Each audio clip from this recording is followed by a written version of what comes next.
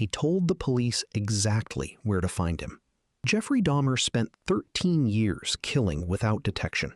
He worked at a chocolate factory, paid his rent, kept to himself, and was described by neighbors as quiet. The machinery that eventually destroyed him did not come from a task force or a forensic breakthrough. It came from a single conversation on a street corner in Milwaukee on May 27, 1991, when Dahmer approached two police officers with a story about his 14-year-old boyfriend having too much to drink. The boy, Konarak Synthesumphone, was naked, bleeding, and barely conscious on the sidewalk. Dahmer told the officers the two of them lived together nearby and that this happened sometimes. He was calm, cooperative, and oddly convincing. The officers walked Konarak back to apartment 213 at the Oxford Apartments, accepted Dahmer's explanation, and left. Konarak was dead within hours. Dahmer had talked his way through the single most dangerous moment of his entire criminal life, and he knew it. He later said he felt invincible after that night. That feeling of invincibility is exactly what killed him. He kept everything. Most people who commit crimes understand, at some basic level, that evidence is the enemy. Dahmer did not operate that way. Inside apartment 213, investigators eventually found photographs, skulls, preserved body parts, a barrel containing dissolving remains, and a freezer with contents that required the medical examiner's office to be called immediately. Dahmer kept trophies compulsively, treating them as possessions he could not part with. He later explained in interviews that the photographs and remains made him feel like his victims were still with him, that they could not leave. From his perspective, in a deeply distorted way, this made sense. The consequence was that when Tracy Edwards escaped on July 22, 1991, and flagged down police officers, and those officers returned to the apartment, there was no ambiguity about what had happened there.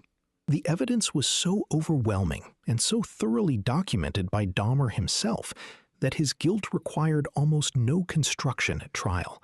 He had built the prosecution's case for them, one photograph at a time. He let Tracy Edwards walk out the door. On the night of July 22, 1991, Dahmer made the last operational mistake of his life. Tracy Edwards had been lured to the apartment, handcuffed and threatened. Dahmer held a knife and told Edwards he intended to eat his heart. Edwards spent approximately 4 hours talking, staying calm and waiting. He eventually punched Dahmer hard enough to stagger him, ran for the door, and made it out onto the street. Dahmer did not chase him. Whether from exhaustion, overconfidence, or some failure of nerve that night, he simply let it happen. Edwards flagged down a patrol car on North 25th Street and led officers Robert Roth and Rolf Mueller directly back to the apartment. From that moment, Dahmer's world collapsed in under an hour. The one victim who got away was the one Dahmer had been careless enough to leave alive, and careless enough not to pursue. Every previous victim had not escaped. Edwards did, because Dahmer, for reasons he never fully explained, did not finish what he had started. He chose an apartment with thin walls and close neighbors. Dahmer's choice of residence was catastrophically poor for someone attempting to conceal serious crimes. The Oxford Apartments at 924 North 25th Street in Milwaukee was a dense residential building with shared walls, shared hallways, and neighbors who were present and observant. Residents complained repeatedly about smells coming from apartment 213. One neighbor, Pamela Bass, later said the odor was constant and overwhelming. Dahmer explained it away as a broken freezer, as spoiled meat, as various mundane things. Building management accepted these explanations and moved on, but the complaints were documented. Neighbors remembered.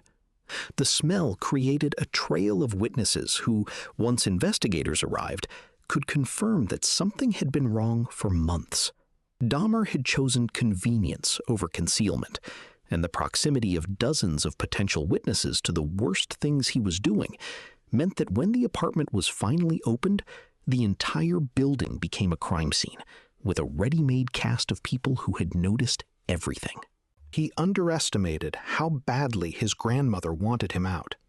Before Milwaukee, there was West Allis, Wisconsin, where Dahmer lived with his grandmother Catherine for 4 years between 1982 and 1988. She tolerated a great deal during that period, including a drunk and disorderly arrest, an indecent exposure charge, and the general chaos of living with a deeply troubled adult grandson. She eventually told him he needed to find his own place. This seemed to her like a reasonable domestic decision. She was elderly, she was tired, and Jeffrey was disruptive. What she could not have known was that the independence of his own apartment removed the last social friction standing between Dahmer and uninterrupted access to victims. His first Milwaukee murder occurred within weeks of moving into his own place. The structure of living with another person, however loosely enforced, had imposed a minimum of accountability. Alone in apartment 213, there was none. His grandmother's entirely understandable desire for a quieter household inadvertently gave him everything he needed. He reoffended while already on probation. In 1988, Dahmer was arrested for sexually assaulting a 13-year-old boy in Milwaukee. He was convicted, served 10 months, and was placed on 5 years of probation, with requirements to register, report regularly, and attend counseling. His probation officer, Donna Chester, later acknowledged that Dahmer had presented as cooperative and remorseful. He told her he was doing well. She had an enormous caseload and limited resources. He continued killing throughout his probation period, murdering at least 12 people while technically under court supervision. The system had him, had documentation on him, had him reporting in person on a schedule, and still could not see what was happening. Dahmer understood instinctively that appearing compliant was sufficient. He dressed neatly for appointments, spoke carefully, and gave them the version of himself they were looking for. The probation system was not designed to detect what Dahmer was, and he knew exactly how to use that gap. He told the truth at trial. When Dahmer's case went to trial in January 1992, his legal strategy rested entirely on a plea of not guilty by reason of insanity. To support that plea, Dahmer gave extraordinarily detailed confessions about his crimes, his methods, his motivations, and his state of mind. He described everything with a clarity and specificity that prosecutors found almost useful. The defense argued that no sane person could have done what he described. The prosecution argued that the meticulous planning, the careful concealment, the calculated behavior with police, and the deliberate victim selection all demonstrated someone who understood exactly what he was doing and worked hard to avoid consequences. Dahmer's own words, delivered in his own voice, became the most damaging testimony against him. His attempt to use honesty as a legal shield collapsed because the honesty itself demonstrated the very awareness it was meant to disprove. He trusted that isolation would protect him in prison. Dahmer was sentenced to 15 consecutive life terms and sent to the Columbia Correctional Institution in Portage, Wisconsin. Prison officials initially kept him separated from the general population for his own safety. After about a year, Dahmer requested increased contact with other inmates. He wanted, by his own account, some semblance of normal human interaction.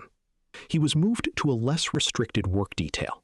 On November 28, 1994, he was assigned to a cleaning crew alongside 2 other inmates, Christopher Scarver and Jesse Anderson.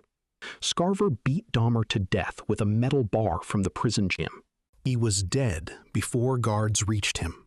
The man who had spent years carefully controlling every environment he operated in had, at the end, placed himself in a situation he could not control, around people who knew exactly who he was. The isolation that had protected him was the isolation he had chosen to give up. He asked for proximity to other people, and it killed him.